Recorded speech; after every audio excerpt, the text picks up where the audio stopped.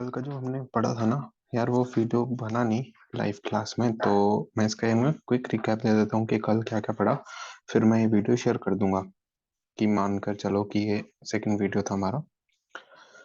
कल हमारा हमने पढ़ा कि एक पॉइंट हमारा रह गया था। कल हमने वो एक पॉइंट पढ़ा और साथ में थोड़ा सा आगे कंटिन्यू करा।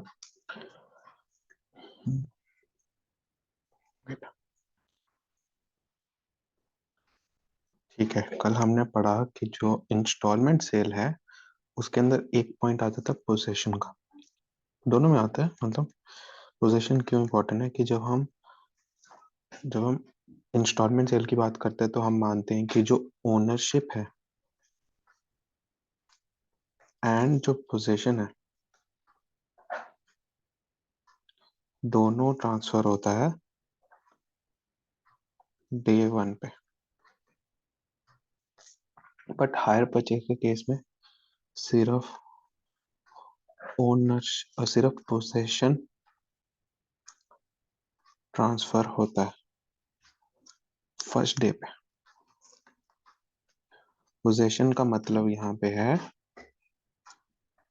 कि जो स्कूटी और उसकी की है वो दी जाती है।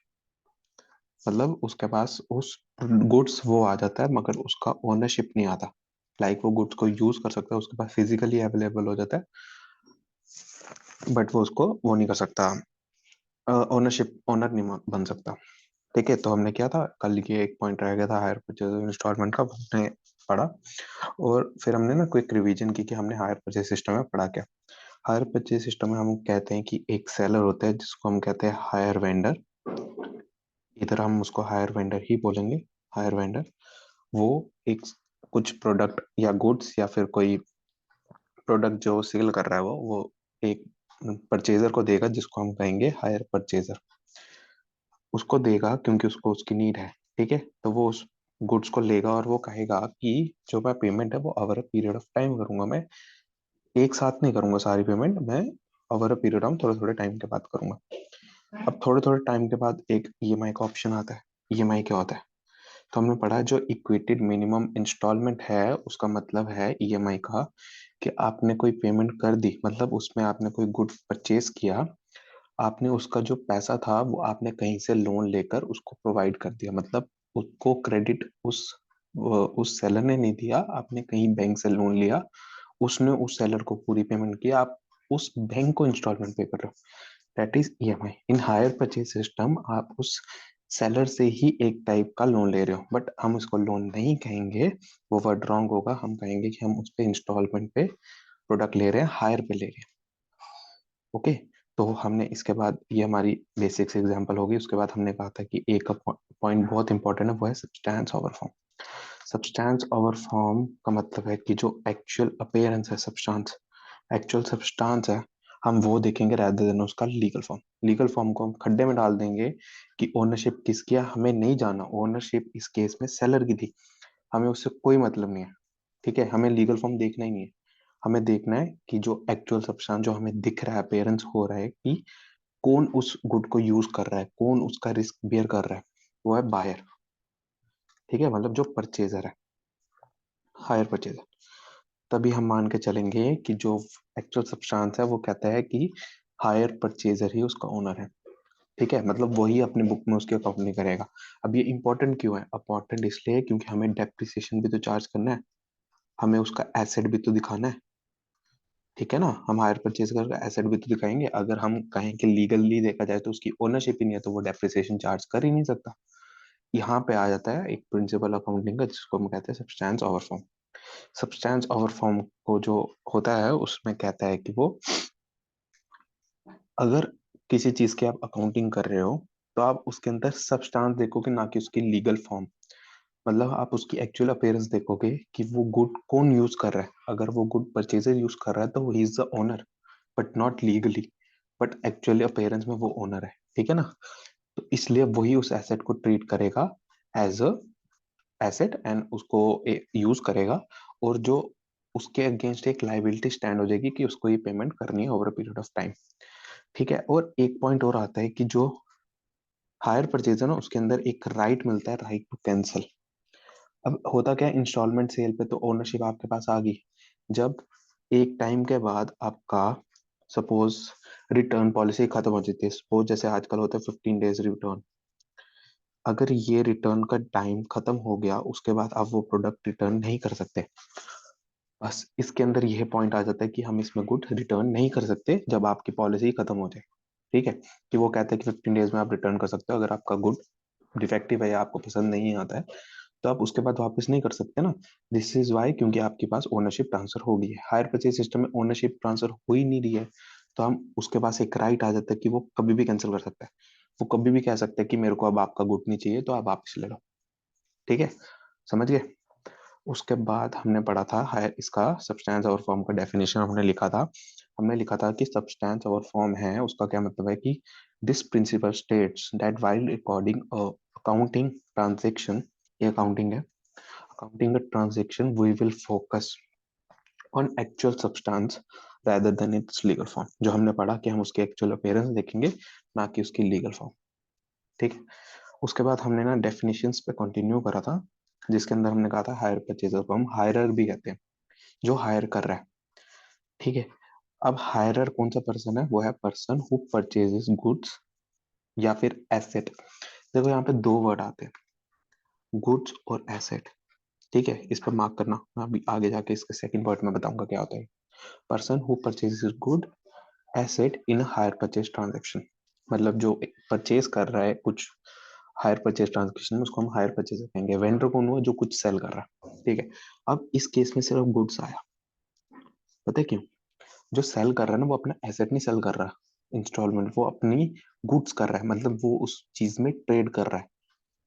He is a businessman for that product, मतलब वो वही गुड में ट्रेड कर रहा है। अगर वो उस गुड में ट्रेड नहीं कर रहा होता तो ये ट्रांजैक्शन में हम हायर सिस्टम लाते ही नहीं। तो इसलिए जो पर्सन गुड सेल कर रहा है, मतलब वो अपने उस प्रोडक्ट में डील कर रहा है नॉर्मली, वही पर्सन हायर परचेज ट्रांजैक्शन में हायर वेंडर होगा। और जो पर्सन यूज कर रहा है, पर्पस देखेंगे हम, अगर वो स्कूटी ले रहा है तो वो उसका एसेट बना, ना कि गुड्स। ठीक है, मतलब वो उसका एसेट भी हो सकता है या उसका कोई गुड्स भी हो सकता है, इसलिए हम दोनों पॉइंट यूज करेंगे, goods as well as asset in hire purchaser. Hire vendor का सिर्फ गुड्स होगा, क्योंकि वो उस प्रोडक्ट में डील कर रहा है, उसका एसेट नहीं है, वो एसेट में डील नहीं कर सकता। एसेट अगर सपोज एक एग्जांपल है कि एक रियल एस्टेट है, नॉर्मली जब कोई रेजिडेंशियल बिल्डिंग करता है वो उसका एसेट क्रिएट करता है, वो उसको अपना गुड्स थोड़ी मानता है। बट रियल एस्टेट बिजनेसमैन का जो भी बिल्डिंग वो क्रिएट करता है, वो उसका एक गुड्स है, ना कि उसका एक एसेट है, क्योंकि वो उसमें ही डील करता है, वो उसका डे टू डे बिजनेस है, सेल परचेज का, रियल एस्टेट का, उसकी बिल्डिंग्स खरीदना बेचना एक डे टू डे बिजनेस है। तो हम उसको एसेट ना बोल के उसका गुड मानेंगे, उसका डे टू डे जो ट्रेडिंग वाला गुड है वो मानेंगे, हम उसका एसेट नहीं मानेंगे। इसलिए हम हायर वेंडर में गुड्स ही बोलते हैं। और हायर परचेजर, अगर वो रेजिडेंशियल बिल्डिंग खरीदता है तो वो उसका एसेट है, अगर वो कोई स्मॉल सी चीज खरीदता है तो वो उसका गुड है। ठीक है, तो कैश प्राइस, कैश प्राइस का हमने पढ़ा था। जो कैश प्राइस होता है वो होता है, हमने एग्जांपल लेके बात की थी कि 1,20,000 की अगर एक स्कूटी कोट कर रहा है होंडा वाला, तो हम कहते हैं कि उस प्रोडक्ट का जो 1,20,000 एट पॉइंट ऑफ टाइम, जो एक समय पे हमने जैसे ही बोला उसको, तो उसने बताया कि ये प्राइस आपको पड़ेगी, जो उसकी एमआरपी है, मैक्सिमम रेट है, जो आपको इमीडिएटली पे करना, और स्कूटी आपकी, ओनरशिप आपकी, और आपकी उसके बाद कोई लायबिलिटी नहीं, उसको हम कहते हैं कैश प्राइस। ठीक है, हमने इसकी डेफिनेशन लिखी थी कि price quoted for the immediate payment, मतलब फुल पेमेंट। ठीक है, to the seller of goods, उसका मतलब है कैश प्राइस। कोटेड मतलब जो हमने उसको बोला या फिर बताया। ठीक है, अब हायर परचेज प्राइस और कैश प्राइस में क्या डिफरेंस है? ठीक है, कैश प्राइस हो गया जो हमने इमीडिएट बोला, हायर परचेज प्राइस हो गया जो over a period of time हमने टोटल पेमेंट की in excess of cash price. मतलब कि अगर उसने 1,20,000 हमें बोला, ठीक है, उसके बाद हमने उसको कोई कैश पे कर दिया, इसको कहते हैं डाउन पेमेंट। अभी हम इसको समझेंगे डाउन पेमेंट क्या होता है। सपोज हमने उसको 20,000 उसी टाइम पे कर दिया, हमने कहा 1,00,000 रुपया हम जो है वो 2 साल के इंस्टॉलमेंट में पे करेंगे। ठीक है, तो जो 2 साल के इंस्टॉलमेंट पे करेंगे उस पर वो इंटरेस्ट भी लेगा। सपोज कर लो 10% इंटरेस्ट था, तो 1 साल में कितना इंटरेस्ट लगा? 10,000 रुपए का। ठीक है, तो हमने क्या कहा उसको कि 1,00,000 रुपया तो अगर वो कर रहा है, सपोज 1 ईयर मान लेते हैं इसको, फिर 10,000 का इंटरेस्ट लगेगा। ठीक है, हमने उसको कहा कि हम 1 लाख तेरे को 1 साल के बाद देंगे, उस पर 10% का इंटरेस्ट लगेगा, तो 10,000 इंटरेस्ट आ गया। अब हम कैश प्राइस की जब बात करते हैं तो 1,20,000 बोला उसने। जब हमने डाउन पेमेंट कर दी वो की 20,000, और हमने कहा बैलेंस जो हम 1 लाख है वो आपको 1 ईयर के बाद बेचेंगे। अब तुम 1 ईयर के बाद सोचो हमने टोटल पेमेंट कितनी की, एक 20,000 डाउन पेमेंट, ठीक है, एक हमने उसको पेमेंट की 1 लाख की, जो प्रिंसिपल अमाउंट बैलेंस बचा था, और 10,000 का इंटरेस्ट, जो ये टोटल हुआ 1,30,000, ये हमारा हायर परचेज प्राइस है। क्यों? इसके अंदर इंटरेस्ट कंपोनेंट ऐड हो गया। फॉर्मूला क्या है? Down payment plus interest plus principal amount is equal to hire purchase price. Down payment क्या होता है?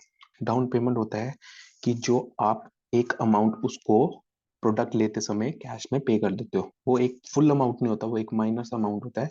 सपोज अगर आज कोई आप टीवी लेने जाते हो, आपको वो गुड्स ऐसे तो नहीं दे देगा ना बिना पेमेंट के, आप कहो कि आपने उसको पे ही कुछ नहीं किया, आप सारा अमाउंट लोन पे लेके आ गए। अब उस गुड के ऊपर जो डेप्रिसिएशन लगेगी, अगर आप उस गुड को यूज करते हो और वापस कर देते हो, तो सेलर को तो नुकसान हो गया ना, क्योंकि उसको पैसे ही नहीं मिला, कुछ भी नहीं मिला, है ना। तो वो कुछ आपसे एक मिनिमम अमाउंट उसी टाइम मांग लेगा। लाइक आपका होगी 1 लाख का टीवी था, आपने 30,000 उसको एट ए टाइम पे किया, आपने कहा 70,000 बैलेंस में बाद में पे करूंगा। जो आपने उस टाइम एट ए टाइम पे किया ना, उसको कहते हैं डाउन पेमेंट। और ये डाउन पेमेंट ना सिर्फ हायर परचेज पे एप्लीकेबल नहीं है, ये सेल इन्वेस्टमेंट पे सब पे एप्लीकेबल है। Down payment is the amount की जो आपने at a point of time जब खरीदते समय उसको इमीडिएटली माइनर सा अमाउंट पे कर दिया, ये हर केस में एप्लीकेबल है। तो तो हमने पढ़ा ये कि डाउन पेमेंट क्या होता है। हमने कहा कि हायर परचेज प्राइस क्या होता है कि down payment plus interest plus principal amount. Principal amount is जो आउटस्टैंडिंग बैलेंस था, ठीक है ना, इसके अंदर डाउन पेमेंट नहीं है। अब हम देखेंगे कैश प्राइस। अब कैश प्राइस, डाउन पेमेंट और जो प्रिंसिपल अमाउंट है उसमें क्या मतलब, क्या हम कैसे मान सकते हैं, उसका क्या डिफरेंस है। हमने ना कल इसका चार्ट बनाया था छोटा सा, मिल जाए, हाँ ये। हायर परचेज प्राइस को हम ब्रेकअप कैसे करते हैं? हायर परचेज प्राइस के सब पार्ट होते हैं कैश प्राइस और इंटरेस्ट। अब फॉर्मूले में सोचते जाओ, हमने फॉर्मूला क्या पढ़ा? Down payment plus principal plus interest, ठीक है। अगर हम ये नहीं मानते, हम कहते हैं कैश प्राइस। हमारी जो एग्जांपल थी उसमें कैश प्राइस कितना था? 1,20,000, जो उसने इमीडिएट कोट किया, और उसके बाद उसने इंटरेस्ट कितना लगाया? 10,000 रुपए का, ठीक है। टोटल कितना बना? 1,30,000। हमने ऊपर कितना निकाला था? 1,30,000, देखो, ठीक है। कैश प्राइस का सब पार्ट होता है डाउन पेमेंट, क्योंकि आप कुछ हिस्सा उसी पॉइंट ऑफ टाइम में पे कर देते हो। इस केस में हमने 20,000 पे कर दिया था। अब जो बैलेंस 1 लाख था प्रिंसिपल अमाउंट, वो बचा था, तो इंटरेस्ट किसके ऊपर लगेगा? जो आउटस्टैंडिंग है या जो आपने पे कर दी है? ये आउटस्टैंडिंग था ना, इसी के ऊपर लगेगा ना। वो हमसे ज्यादा क्यों लेगा? वो कहेगा कि जो आपका आउटस्टैंडिंग था उसी के ऊपर इंटरेस्ट लगाऊंगा, तो इंटरेस्ट हमेशा आउटस्टैंडिंग प्रिंसिपल पर ही लगेगा, जो हमारा अमाउंट पेंडिंग है उसके ऊपर ही लगेगा, ठीक है। तो 1 लाख रुपए आउटस्टैंडिंग है जिसके ऊपर उसने 10,000 इंटरेस्ट लगाया। अगर आप इसका टोटल करो, 20,000 प्लस 1 लाख प्लस 10,000, इसका भी टोटल 1,30,000 आ रहा है। फॉर्मूले का ब्रेकअप समझे? हायर परचेज के अंदर कैश प्राइस और इंटरेस्ट आता है, और कैश प्राइस के अंदर डाउन पेमेंट और प्रिंसिपल इंटरेस्ट आता है। अब क्वेश्चन डिपेंड करता है आपको क्या क्या क्या देता है। अगर कैश प्राइस इंटरेस्ट देगा या फिर इंटरेस्ट आपको खुद कैलकुलेट करना है, तो वो डाउन पेमेंट दे देगा। मतलब हम क्वेश्चन समझ के उस हिसाब से इस फॉर्मूले का यूज करेंगे, ठीक है। फॉर्मूला समझ आ गया? बहुत आसान सा फॉर्मूला था। तो अब हमने एक हायर परचेज प्राइस क्या पढ़ा कि cash price together with interest is called higher purchase price, ठीक है। हम कैश प्राइस को ब्रेकअप करते हैं डाउन पेमेंट और इंटरेस्ट में। अब डाउन पेमेंट क्या आ गया? जो अमाउंट हमने पे किया at at the time of purchase. अब ये फुल नहीं होगा, माइनर सा अमाउंट होगा, छोटा सा। आपने लाख की चीज ली, आपने 30,000 उसको पे कर दिया। उसके बाद ना हमने एक फॉर्मूला देखा था, ये वाला। ये फॉर्मूला ना बहुत इंपॉर्टेंट है, ठीक है। मैं आपको एक नई एग्जांपल के साथ ही समझाऊंगा। अब देखो, ये फॉर्मूला बहुत इंपॉर्टेंट है। क्यों? क्योंकि ये हर क्वेश्चन में यूज होगा। बहुत इजी सा है, बहुत इजी सा है, ठीक है। मैं आपको एग्जांपल लेके समझाता हूँ। एग्जांपल, एग्जांपल आ गई ये, ठीक है। एग्जांपल आ गई। सपोज आपका जो गुड्स है वो है 80,000 रुपए का। सेलर बोल रहा है कैश प्राइस जो है उसका इमीडिएट पे करने में। अब जो बायर है वो कहता है मैं आपको 20,000 अभी पे कर देता हूँ, ठीक है। डाउन पेमेंट कितना हो गया? यार ये क्यों गंदा लिख रहा बड़ा? 20,000 अभी पे कर देता हूँ। तो जो 60,000 है उसको हम क्या कहेंगे, आउटस्टैंडिंग बैलेंस, ठीक है, या फिर प्रिंसिपल। अब प्रिंसिपल हर साल चेंज होता जाएगा क्योंकि हम पेमेंट करते जाएंगे तो वो कम भी तो होगा, समझ रहे हो। तो अब हमने फॉर्मूला स्टार्ट करना है, ठीक है। जब आप किसी बैंक का किसी का बैलेंस, मतलब ये हमें पे करना ना, तो जब हमारा ईयर स्टार्ट होगा तो ये हमारा क्या माना जाएगा कि हमारे पास इतना बैलेंस हमने पे करना है, तो हम कहेंगे ओपनिंग बैलेंस जो पेबल है, ठीक है। अब इस ओपनिंग बैलेंस के ऊपर क्या लगाएगा वो सेलर, इंटरेस्ट, ठीक है। अब जब इंटरेस्ट लग गया तो हमारे पास कितना आ गया टोटल, टोटल क्या बना, पेबल, कितना पेबल रहता है, ठीक है। अब टोटल पेबल, अब हर साल के एंड में हमने उसको एक कुछ अमाउंट पे भी तो करना है, उसको हम क्या कहेंगे, इंस्टॉलमेंट। यही फॉर्मूला हर एक क्वेश्चन में लगेगा, इजी है बहुत।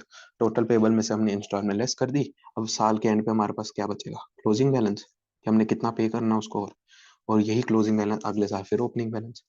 अब इस केस में जब ईयर वन में वो सामान लेता है 80,000 का, तो वो डाउन पेमेंट करता है 20,000 की, आउटस्टैंडिंग बैलेंस कितना बचा, 60,000 का। सपोज कर लो 10% इंटरेस्ट रेट था पर एनम, मतलब हर साल 10% इंटरेस्ट ले रहा हो, तो 60,000 अगर हमने फर्स्ट 1/4/2021 को परचेज किया था, तो 31 मार्च को ईयर वन के एंड पे 31 मार्च को क्या लगेगा, 31 मार्च 2022 को 60,000 पे 6,000 रुपए का इंटरेस्ट लग जाएगा, तो टोटल पेबल कितना बन गया, 6,000। अब जो सेलर था उसने एक कंडीशन रखी थी, कंडीशन मैं बता देता हूँ, पेन नहीं सिलेक्ट हो रहा यार, इसी से लिख देता हूँ। कंडीशन रखी थी कि जो अमाउंट है, प्रिंसिपल अमाउंट है, simple to be paid in 3 equal installments, मतलब कि जो प्रिंसिपल अमाउंट है वो आपको 3 इक्वल इंस्टॉलमेंट पे करना है। फोकस होना चाहिए हमारा प्रिंसिपल पे, ठीक है, क्योंकि हमारा इंटरेस्ट अमाउंट अलग होता है, प्रिंसिपल अलग होता है, ठीक है। तो प्रिंसिपल अमाउंट पे फोकस होना चाहिए। जब साल का एंड आ गया, हमारा प्रिंसिपल अमाउंट कितना है सबको पता होना चाहिए कि 60,000 हमारा पेबल था, जो प्रिंसिपल अमाउंट था। 10% इंटरेस्ट लगा है, इंटरेस्ट को हम प्रिंसिपल नहीं मानते, तो जो 3 इक्वल इंस्टॉलमेंट वो प्रिंसिपल की होनी चाहिए, मतलब इसको डिवाइड कर दो 3 से, आंसर आ जाता है 20,000 प्रिंसिपल अमाउंट हमें हर साल पे करना। अब देखो हमारा एग्रीमेंट है कि हमें 3 साल में पे करना है, ठीक है। अगर आप मान के चलो 3 साल में आप सिर्फ 20-20 हजार पे करते हो, तो इंटरेस्ट अमाउंट तो फिर भी बच गया, लाइबिलिटी तो हमारी अगले साल भी कैरी फॉरवर्ड होगी। हमें खत्म करना है 3 साल में, तो वो हमें कह रहे हैं कि 3 इक्वल इंस्टॉलमेंट जो है वो सिर्फ प्रिंसिपल अमाउंट की होनी चाहिए, तो हम उसमें एक्सेस क्या लेंगे, इंटरेस्ट का अमाउंट। तो हम इंस्टॉलमेंट में क्या लिखते हैं, हम कहते हैं प्रिंसिपल इंटरेस्ट, दोनों को अगर हम माइनस कर दें, अगर हम ब्रैकेट में डाल लें तो इसको प्लस करना है, ठीक है। मतलब प्रिंसिपल अगर हमारा है, सपोज इसमें आएगा 20,000 और इंटरेस्ट कितना लग रहा है 6,000, तो हम 6,000 ऐड कर लेंगे। देख रहे हो हमारा पेबल एंड में कितना बचेगा, अगर हम इन दोनों को 26,000 माइनस कर दे 40,000, हमें इतना ही चाहिए था। आप सोचो अगर आपका ओपनिंग बैलेंस है 60,000, वो कह रहे हैं 3 साल में खत्म करना है, तो आप कैसे लोगे, 20,000 पहले साल, 20,000 दूसरे साल, 20,000 तीसरे साल, बैलेंस खत्म हो गया। बट उसमें जो एक्सेस अमाउंट लग रहा है वो है इंटरेस्ट का। अगर आप फर्स्ट ईयर में इंटरेस्ट पे कर दोगे तो आपका इक्वली सब में डिवाइड हो गया अगले साल भी। तो वैसे ही आपने ओपनिंग खोला, ओपनिंग किया 40,000, प्लस किया इसके बीच में 4,000 पे इंटरेस्ट 10%, 44,000 पेबल बन गया। अब उसने कहा 20,000 प्रिंसिपल पे करना है, तो 20,000 प्रिंसिपल पे हो गया, प्लस 4,000 इंटरेस्ट भी तो पे करना ही है ना, वो भी खत्म करना है। तो 24,000 हमारा पेबल हो गया, तो बैलेंस बचा हमारा 20,000। 20,000 पे अगले साल फिर इंटरेस्ट लगा 2,000 का, ठीक है, और इसका बन गया 22,000। इसमें जब हमने लेस किया वो बन गया 20,000 प्लस 2,000 इंटरेस्ट, बैलेंस आ गया 0। देखो 3 साल के बाद हमारी कोई लाइबिलिटी नहीं बची उसकी, हमने पूरा क्लोज कर दिया, और वो जो एसेट है वो अब हमारा लीगली हमारा हो गया, सब्सटेंस नहीं, लीगली, ठीक है। अब हमारा वो लीगली हो गया, तो हायर परचेज सिस्टम की यहीं तक हमारा एंड हो जाता है। हायर परचेज सिस्टम की जो वर्किंग है ना, यहीं तो होगी। इसके बाद हमारी बात जनरल एंट्री समझने वाली है। तो फॉर्मूला जो मेन है ना वो रट लो सारे, फॉर्मूला हमारा रटा होना चाहिए। ये कुछ भी नहीं है, रटना क्या है, इसको तो मैंने कंसेप्ट करवा ही दिया, बहुत इजी सा कंसेप्ट था वो करवा दिया, ठीक है। कंसेप्ट आया नहीं, अच्छा आ गया।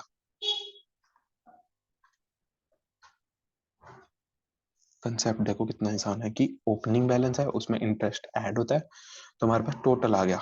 टोटल में से हमने इंस्टॉलमेंट जो प्रिंसिपल प्लस इंटरेस्ट है वो माइनस किया, और हमारा क्लोजिंग बैलेंस आ गया। अब जरूरी नहीं है हर केस में वो कहे कि प्रिंसिपल ही इक्वल अमाउंट होना चाहिए।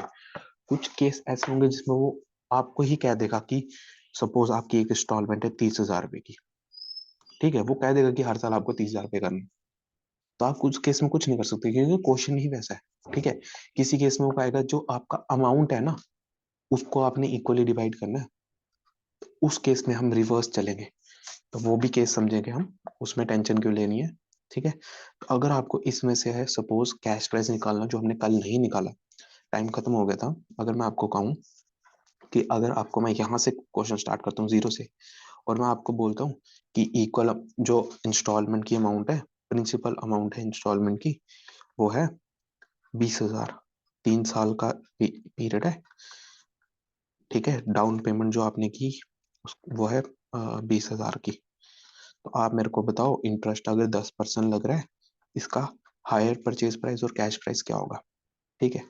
सिंपल सा है, आपने इसको उल्टा लेना है। ये जो आपने ऊपर फॉर्मूला लगाया ना, इसको उल्टा लेना है। लास्ट में सपोज करो आपका जीरो बैलेंस है, ठीक है। ये आपने खुद सपोज करना है कि लास्ट में तो जीरो ही आएगा ना जब वो ये कह रहा है। उसके बाद वो कह रहा है प्रिंसिपल 20% लग रहा है। अगर प्रिंसिपल 20% लग रहा है, मतलब एंड में प्रिंसिपल अमाउंट सिर्फ 20%, 20,000 ही बचा था ना, है ना। तो इंटरेस्ट किसके ऊपर लगेगा, जो एंड पे पेबल है। तो एंड पे पेबल अगर सिर्फ 20,000 है, तो इंटरेस्ट भी तो उस पर लगेगा। इंटरेस्ट कितना लग रहा है, 10,000। तो आप कहोगे इंस्टॉलमेंट की अमाउंट कितनी होगी, ये इंस्टॉलमेंट की अमाउंट होगी। तो आपको इससे तो पता चल गया कि आंसर जीरो होना चाहिए।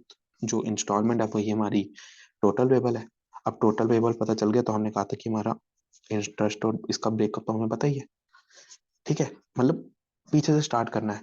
20,000 पेबल था, ठीक है। हमने कहा 20,000 प्रिंसिपल अमाउंट है, उसके ऊपर इंटरेस्ट लगा 10%। हमें ये दो फिगर मिल गई। अब ये दो फिगर मिल गई, इसका टोटल मिल गया, एंड में जीरो लाना है। तो 22,000 को 22,000 से माइनस करो, आंसर जीरो आ जाएगा। फॉर्मूला ऊपर वाला ही है। यहाँ पे आ जाएगा क्लोजिंग बैलेंस। यहाँ से स्टार्ट करते हैं ओपनिंग बैलेंस। यहाँ पे लेते हैं हम इंटरेस्ट, यहाँ पे लेते हैं टोटल, यहाँ माइनस इंस्टॉलमेंट जिसमें एक प्रिंसिपल अमाउंट है, एक इंटरेस्ट अमाउंट है, ठीक है। उसके बाद हमारा आ गया क्लोजिंग बैलेंस। ये हमने उल्टा स्टार्ट किया। अब हम इसको नीचे ले लेते हैं। ओ, एक सेकेंड, ठीक है। अब 20,000, यहाँ पे तो क्लोजिंग बैलेंस 20,000 ही होगा ना। अब हमें पता है कि हमने 20,000 रुपया प्रिंसिपल पे किया, ठीक है।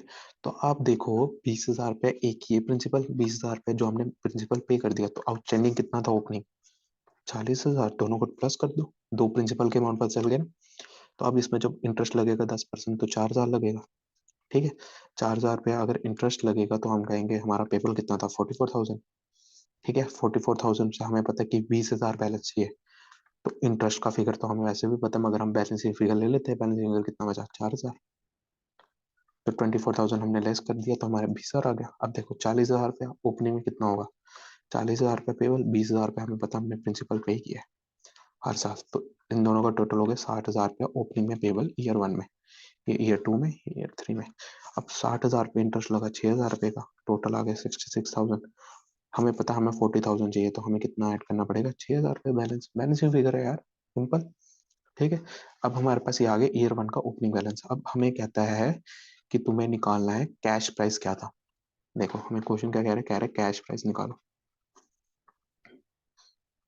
ले ले यार, क्या कर रहा है, कैश प्राइस और हायर परचेज प्राइस, ठीक है। अब हमें कैश प्राइस निकालना, तो हमें पता ओपनिंग में कितना था, 60,000 रुपया, और डाउन पेमेंट कितनी की थी, 20,000 की।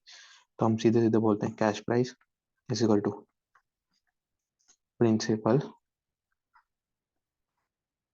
Plus down payment. ये तो हमने फॉर्मूले में पढ़ा ना ऊपर, यही यही तो हम उधर डिस्कस कर रहे थे ना, कि जो हमने चार्ट बनाया था, क्या बनाया था, ये देखो, principal down payment plus principal. Formula यही है हर जगह, आपको बस इसको याद रखना है, इसका ब्रेकअप है क्या, ठीक है। वो तो मैंने समझा दिया। प्रिंसिपल सपोज इतना था 60,000 ईयर वन पे ओपनिंग में, और डाउन पेमेंट कितनी थी, 20,000 रुपया, तो 80,000 रुपया कैश प्राइस आ गई। अब कैश प्राइस प्लस इंटरेस्ट होता है हायर परचेज प्राइस, तो hire purchase price is equal to cash price plus interest. अब इंटरेस्ट का टोटल कहाँ से निकाले, इंटरेस्ट का टोटल यहाँ से आ जाएगा 6,000, 4,000, 10,000, 12,000। तो आप जब इसको करोगे 80,000 प्लस 12,000 तो आपका आ जाता है 92,000। ये हमारा हायर परचेज प्राइस आ गया। इजी। रिवर्स फॉर्मूला से भी अगर आपको क्वेश्चन दे दे बंदा तो आप तो निकाल लोगे, इजी है ना, ठीक है ना। अब हम करते हैं, आज हम क्लास यहीं पे खत्म करेंगे। आपको ये फॉर्मूला समझ आ गया कि ओपनिंग में कितना बैलेंस था प्लस इंटरेस्ट, उसमें से पेबल पेबल आ गया, फिर उसके बाद हमने इंस्टॉलमेंट माइनस की, फिर हमारा क्लोजिंग बैलेंस आ गया। अब एक पॉइंट आता है कि ओपनिंग पेबल क्या होता है। ओपनिंग पेबल हो गया जो स्टैंड कर रहा है ओपनिंग में, जब हमने उसको उससे गुड्स लिया, हमने उसको कुछ पेमेंट कर दी, उसके बाद जो बैलेंस पेबल बच रहा है ना, वही ओपनिंग बैलेंस है। अब पेबल कब आता है, जब हम कैश प्राइस में से डाउन पेमेंट लेस करते हैं, क्योंकि हमने कुछ अमाउंट उसको पे कर दिया जिसके ऊपर अब इंटरेस्ट नहीं लगेगा, तो हम उसको यहाँ पे क्यों दिखाएंगे, समझ रहे हो। उसकी वर्किंग हम ऊपर ही कर देंगे कि cash price minus down payment, हमारा ओपनिंग बैलेंस पेबल कितना है प्रिंसिपल का। ठीक है, वो आ गया। आज हम क्लास इधर ही रखते हैं। कल की क्लास क्या हुई थी, रिकॉर्ड नहीं हुई थी हमारी, जो हमने रात को क्लास ली थी, तभी मैंने ये रिकैप रखा सुबह, जिसमें किसी को इनवाइट नहीं किया, कि हमने कल इनवाइट कर दिया था और बच्चे आए थे, तो वो रिकॉर्ड नहीं हुई, इसलिए अब मैं सुबह फिर से ले रहा हूँ एक रिकॉर्ड वीडियो की, जो आपको साथ शेयर कर लूंगा मैं। ठीक है, आज की क्लास हम इधर ही एंड करते हैं, और ये हमारा बस लास्ट डेमो था। इसके बाद हम डेमो नहीं लेंगे, इसके बाद हम सीधे बैच स्टार्ट करेंगे और वो पेड होगा। अगर किसी को प्राइस जानना है तो वो मेरे को डीएम कर दे, और अदरवाइज मैं वैसे भी ग्रुप पे मैसेज कर दूंगा कि जब लाइव क्लास स्टार्ट हो जाएगी, प्रॉबेबली हम स्टार्ट कर देंगे जब आपकी पीसीपी क्लासेस स्टार्ट होगी। पीसीपी का रूमर्स है कि वो 14 को स्टार्ट होगी आपकी, तो देखते हैं क्या करते हैं, 14 से करते हैं कि 14 के बाद से करते हैं, डिसाइड कर लेंगे आपस में। ठीक है, चलो bye, have a nice day. अच्छा, पसंद आ जाए आपको क्लास अब, और क्या चाहिए। चलो मैं क्लोज करता हूँ, स्क्रीन शेयर स्टॉप।